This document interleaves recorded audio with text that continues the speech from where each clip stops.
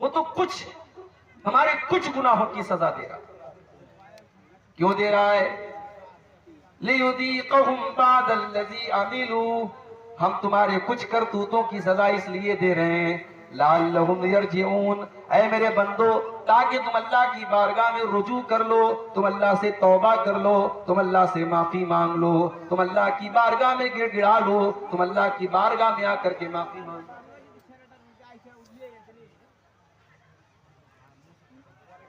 मगर आप गौर कीजिए,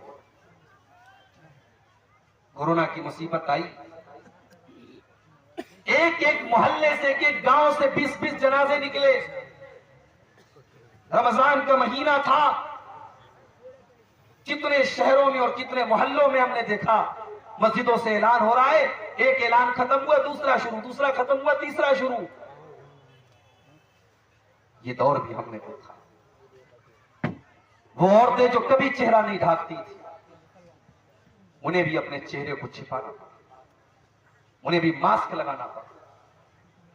हवाई जहाज पर वो एयर होस्टेस जिसको अपने शरीर को नंगा रखने के लिए पैसा दिया जाता है, तनख्वाह दी जाती है, उस एयर होस्टेस को भी इस बीमारी ने सर से पैर तक नकाब में, उसको आप नकाब कहिए, उसको आप मास्क कहिए, उसको आप जो है सुरक्षा कवच कह लीजिए, कुछ भी कह लीजिए, उसको अपने शरीर को ढांक लो। हमने ये दौर भी देखा। मुसलमान मस्जिद में नहीं जाता था, नमाज नहीं पढ़ता था। बहुत होता था लोग जुमा की नमाज में मस्जिद में आ जाते थे, लोग ईद बकरीद की नमाज में ईदगाह में आ जाते थे। कोरोना ने वो दौर भी हमको दिखाया कि अल्लाह ताला ने ऐसे हालात पैदा कर दिए कि मस्जिदों के दरवाजे बंद हो गए, मस्जिदों के दरवाजे बंद हो गए।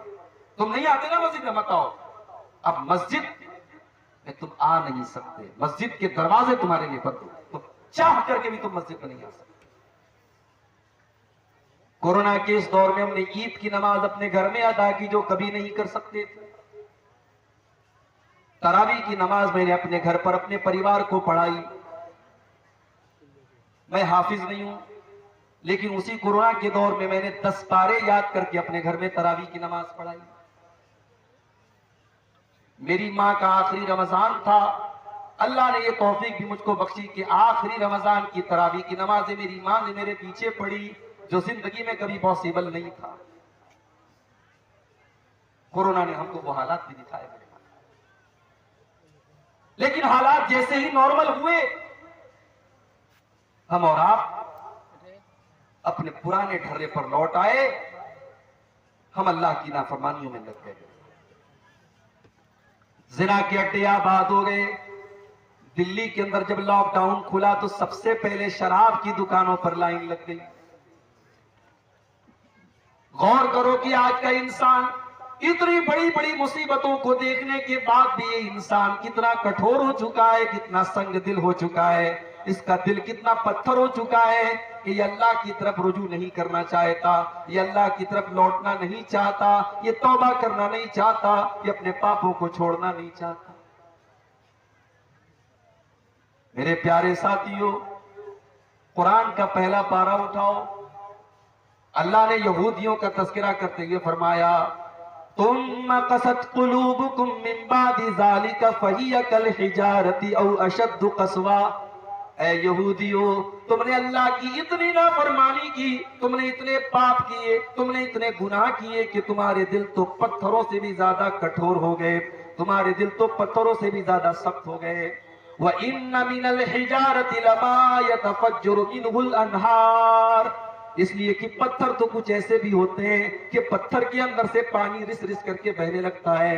व इन्न मिनहा लमा यशक्ककु फयखरुजु मिनहुल मा। पत्थर तो कुछ ऐसे भी होते हैं कि जब पत्थर के ऊपर बार बार पानी पड़ता है तो पत्थर के अंदर भी सुराख हो जाता है और पत्थर से पानी बहने लगता है। व इन्न मिनहा लमा यहबितु मिन खशियतिल्लाह। पत्थर तो कुछ ऐसे भी होते हैं जो अल्लाह के खौफ से झुक जाते हैं, नरम पड़ जाते हैं। मगर यहूदियों, तुम तो इतने सख्त दिल हो चुके हो कि तुम्हारे दिल तो उन पत्थरों से भी ज्यादा गए गुजरे। अल्लाह ने तो यहूदियों के बारे में कहा था। आज यहूदियों की जगह हम और आप अपने आप को रख करके सोचें, हमारे दिल भी मेरे भाइयों पत्थरों से भी ज्यादा सख्त।